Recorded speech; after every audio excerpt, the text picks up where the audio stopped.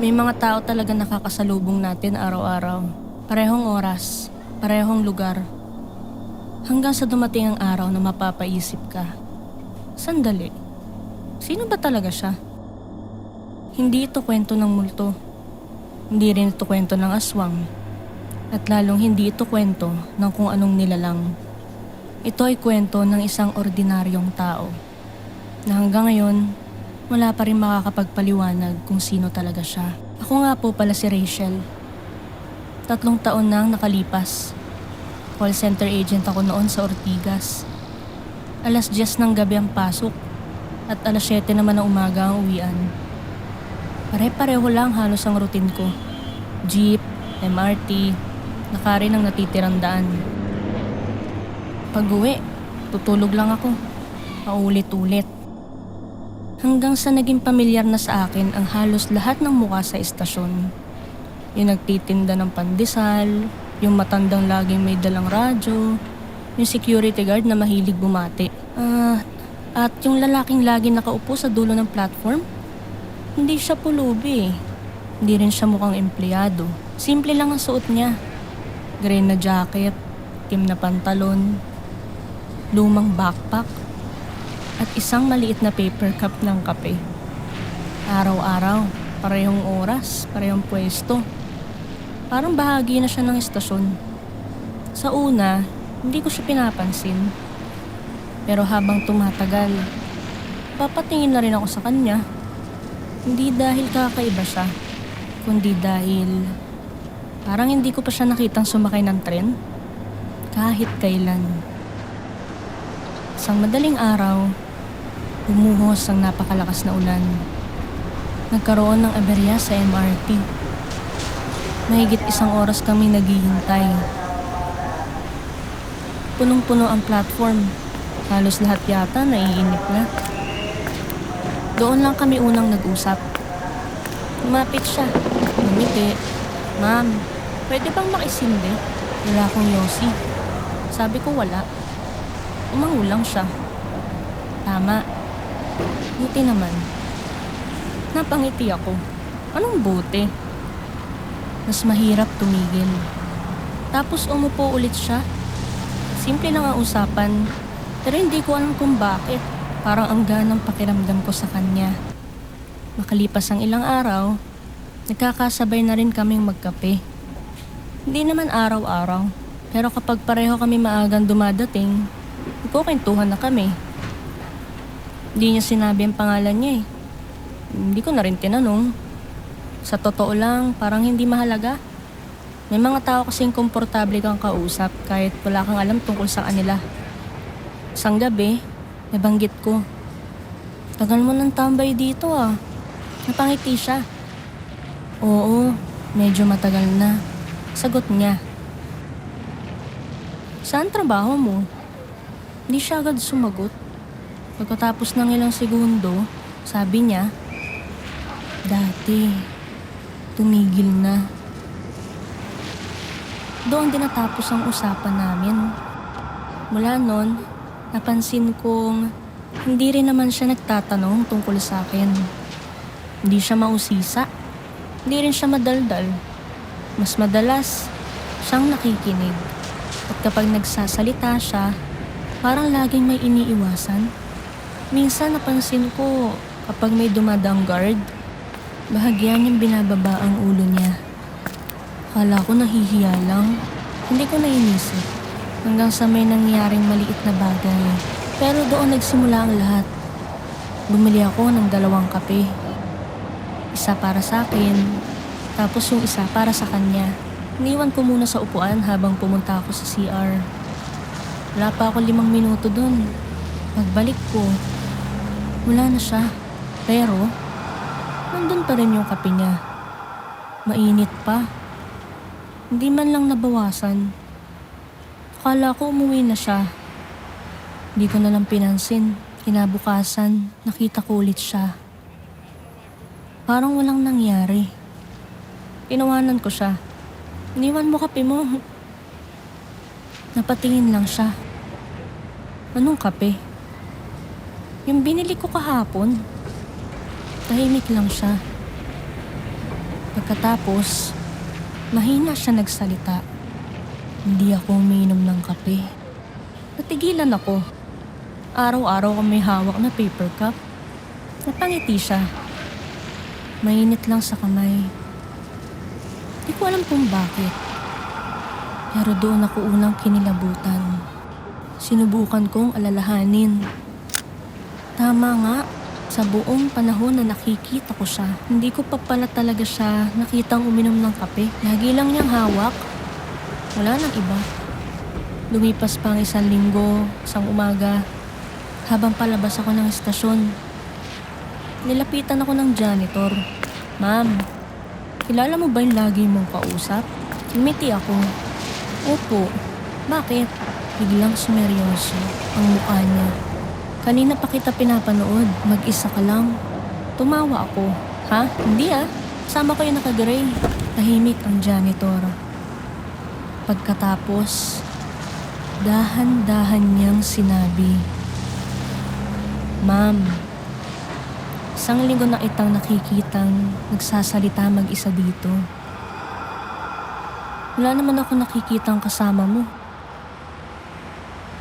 Hindi ako agad nagsalita. Akala ko binibiro lang ako ng janitor. Ngumiti ako. Kuya, seryoso? Tumango siya. Oo. Akala ko nga may Bluetooth earphones ka lang eh. Kanina pa kita nakikita nagsasalita. Mag-isa ka lang eh. Tumawa ko. Pero pilit na lang yung tawa ko. May malamig na pakiramdam na biglang gumapang sa batok ko. Lumingon ako sa likod. Nandun pa rin ang lalaking naka-gray. Tahimik lang, nakaupo, nakatingin sa riles. Parang walang narinig. Nilapitan ko ulit siya. Kuya, narinig mo? Hindi siya lumingon. Anong sabi? Yung janitor, unti-unti siyang humarap sa akin. Huwag mo na lang pansinin. Ngumiti siya ng konti. Hindi lahat ng tao pare-pareho ang napapansin. Hindi ko naintindihan ang ibig niya sabihin. Pero hindi na ako nagtanong. Kinagabihan, habang nasa opisina ako, hindi mawala sa isip ko ang sinabi ng janitor. Lunch break, kinuwento ko to sa katrabaho kong si Mark. Mark, may nakakausap akong lalaki dun sa MRT. Pero sabi ng janitor, wala daw. Napatawa si Mark. Baka antok ka lang. Tumawa rin ako. Pero hindi ako kumbinsido. Kinabukasan, mas maaga akong dumating. Nandun na naman siya. Pareho yung jacket, pareho din yung backpack. May paper cup pa rin siyang dala-dala. Umupo ako sa tabi niya. Kuya, pwede ba kitang picturean? Napangiti siya. Para saan? Sasabihin ko lang sa tropa ko. Tahimik lang siya ilang segundo. Tapos, sige, nilabas ko cellphone ko. Inangat ko. Tapos, tinapat ko sa amin para makapag-selfie kami. Ngumiti ako. Siya wala lang. Isang picture lang. Pagkatapos, tinago ko na ulit yung cellphone ko. Hindi ko muna tinignan. Pagdating ko sa office, pinakita ko agad kay Mark. Uy Mark, ito tignan mo. Picture kami. Kinuha niya ang cellphone. Bigla siyang napatitig sa akin. Nasaan? Ha? Nasaan yung sinasabi mong lalaki doon sa picture? Kinuha ko ulit ang cellphone. Nanlamig ako. Nandun ako. Yung upuan, yung platform, pero bakante yung katabi ko. Iniisip kong baka mali yung kuha ko. Tinignan ko yung gallery ko. Baka may iba pa kaming picture. Baka may napindot pa ako ibang picture. Pero wala. Isa lang yung picture eh. Wala nang iba. Kinabukasan, sinubukan kong ulitin. Picture kami ulit. Pagkatapos, video.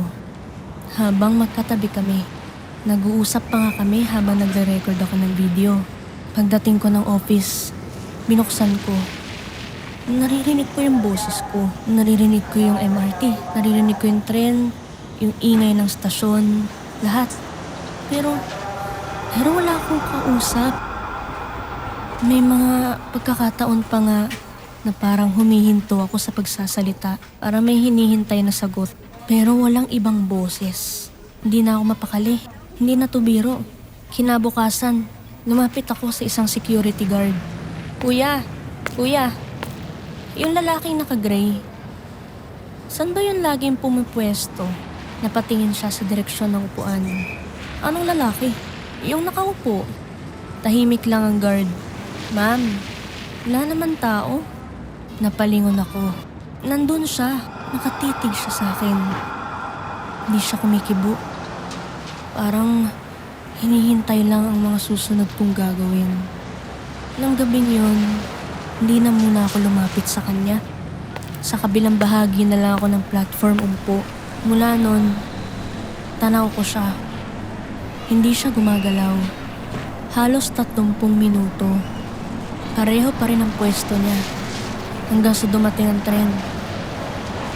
Sumakay ako. Habang papasara ang pinto, napatingin ako sa labas. Pagtingin ko dun, sa dating pwesto niya, wala na siya sa upuan. Kinabahan ako. Lumingon ako sa loob ng bagon. At doon ko siya nakita. Nakatayo sa pinakadulo ng bagon. Nakatingin lang siya sa akin. Hindi siya sumakay sa parehong pinto. Hindi ko man lang nakita kung kailan siya pumasok. Pagdating sa susunod na estasyon, maraming bumaba, maraming sumakay. Tapos, pagtingin-tingin ko sa paligid ko, bigla na lang siyang nawala. Inikot ko ang buong bagon. Wala. Pag-uwi ko, hindi ako makatulog. Paulit-ulit kong iniisip kung tao ba talaga siya. Bakit walang nakakakita? Kung hindi naman, bakit nakakausap ko siya? Lumipas ang 3 araw. Hindi muna ako dumaan sa dati kong ruta. Nagbus ako. Mas mahal. Mas mabagal. Pero gusto ko lang makaiwas. Akala ko matatapos na. Pero nagkamali ako. Paglabas ko ng opisina, bandang 5:00 ng umaga, may maliit na karinderya sa kabilang kanto. Habang hinihintay ko ang order ko, may umupo bigla sa harap ko. Hindi ko agad tinaas ang tingin ko. Hanggang sa marinig ko ang pamilyar na boses. Akala ko, iiwas ka na. Dahan-dahan akong napatingin. Siya, parehong green na jacket, parehong backpack, parehong paper cup. Ngumiti lang siya. Parang walang nangyari. At doon ko unang naisip, paano niya nalaman na nagpalit ako ng ruta kung hindi ko naman to sinabi kahit kanino. Napatayo ako sa kinauupuan ko. Napaatras pa nga ako. Hindi dahil may ginawa siya, kundi dahil wala naman talagang dapat siyang dahilan para malaman kung saan ako dumadaan. Hindi ko sinabi sa mga katrabaho ko. Hindi ko rin to pinost sa social media. Basta na nga ako nagpalit ng ruta. Pero nandun siya. Nauna pa siya sa akin. Ngumiti lang siya. Hindi ka ba kakain? Hindi ako sumagot. Sinusundan mo ba ako? Tahimik siya. Ilang segundo ang lumipas bago siya nagsalita ulit. Hindi.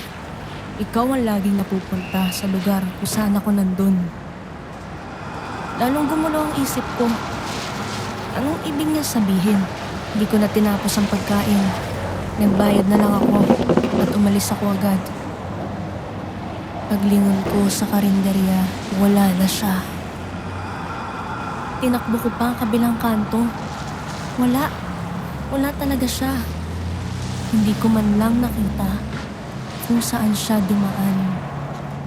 Kinabukasan, hindi na muna ako pumasok. Nag-file ako ng leave. Buong araw akong nasa bahay. Sinubukan kong kumbinsihin ang sarili ko. Pagod lang, puyat, stress. Baka nagsisimula na akong mag-isip ng kung ano-ano. Pagsapit ng gabi, nag-text si Mark.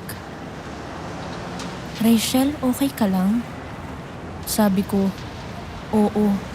Tapos bigla siya nagtanong, "Sino yung naka-green na kasama mo kahapon sa karinderya?" Nanlamig ako. Agad ko siyang tinawagan. "Hello, Mark? Yung sa text mo, anong ibig mo sabihin?" "Sabi mo, diba nag-bus ka? Pagdaan ko kasi kanina sa karinderya, nakita kitang may kausap." Tumigil ang paghinga ko. "Sigurado ka?" "Oo. Akala ko nga tropa mo eh." Hindi ko alam kung matutuwa ba ako o matatakot. Sa unang pagkakataon, may ibang taong nagsabing nakikita rin niya ang lalaking yun. Hindi pala ako nag-iisa. Hindi na ako nag-iisa. Kinabukasan, sinama ko si Mark. Maaga kaming pumunta sa istasyon. Yun siya, yung nakaupo. Sabay kong tinuro. Tahimik si Mark. Hindi siya nagsasalita. Mukha bang siya? Walang sagot. "Mark?" Uy, unti-unti siyang lumingon sa akin. "Rachel, yung tinuturo mo, bakanting upuan." Parang bumagal ang lahat. Napalingon ako. Nandoon ang lalaki, nakatingin sa amin. Habang si Mark, wala talagang nakikita. Hindi na ako lumapit. Ako na ang umiwas. Pero, hindi siya nawala. Sa bawat istasyong dinadaanan ko, minsan nasa kabilang platform, minsan nasa hagdan, minsan nasa labas ng convenience store. Hindi siya lumalapit. Hindi rin siya kumakaway. Nakatayo lang at laging nakatingin. Makalipas ang halos 2 linggo, hindi ko na kinaya.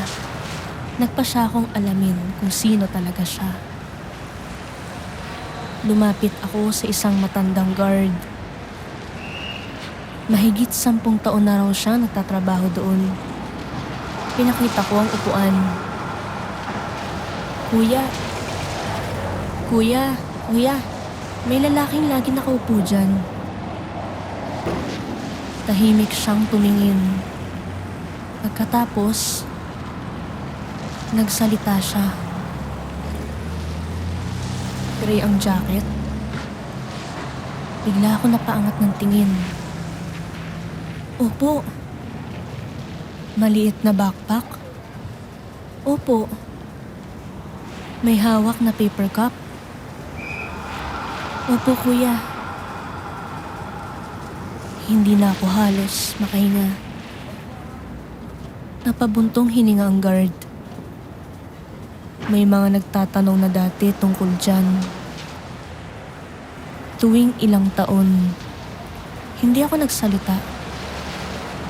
Minsan 1 tao, minsan 2, tapos mawawala rin. "Lumang empleyado po ba siya dito?" Umiling ang guard. "Hindi. Pasahero." "Matagal na," sabi niya. "Kilala niyo po ba siya?" Tanong ko.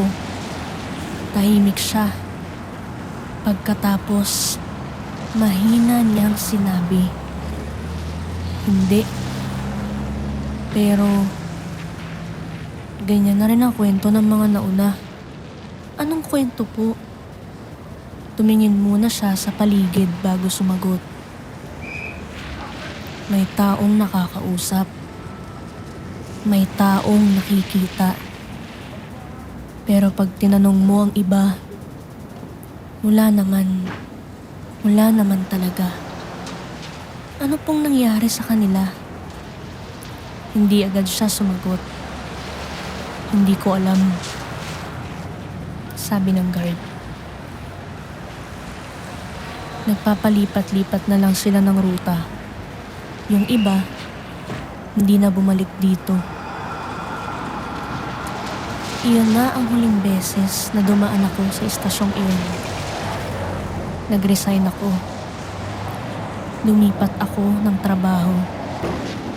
Lumipat na rin ako ng tirahan. Nagbago ang buong routine ko. At unti-unti, nawala rin siya. Lumipas ang 3 taon, akala ko tapos na ang lahat. Isang Sabado, kasama ko ang asawa ko. Namimili kami sa isang mall sa Quezon City. Habang naghihintay siya sa cashier, lumabas muna ako para bumili ng kape. Habang naglalakad, may napansin akong pamilyar. Isang lalaki. Gray na jacket. Lumang backpack. Paper cup. Bigla akong kinabahan. Hindi ako lumapit. Pinanood ko lang siya mula sa malayo. Makalipas ang ilang segundo, may isang binatang empleyado ang umupo sa tabi niya. Mukhang pagod. Pareho silang tumatawa. Parang matagal nang magkakilala. Lumabas ang asawa ko. Honey, anong tinitingnan mo? Tinuro ko ang dalawa. Yung lalaking naka-gray. Napakunot noo siya. Saan? Yung katabi ng empleyado? Tahimik lang siya. Wala namang tao sa kabilang upuan. Hindi na ako nagsalita. Hinawakan ko na lang ang kamay niya at naglakad palayo. Pero bago kami tuluyang makalayo, napalingon ako sa huling pagkakataon. Nakatayo na lalaking naka-gray. Nakatitig na siya doon sa binatang empleyado na masayang nakikipagkwentuhan sa isang taong baka siya lang din ang nakakakita.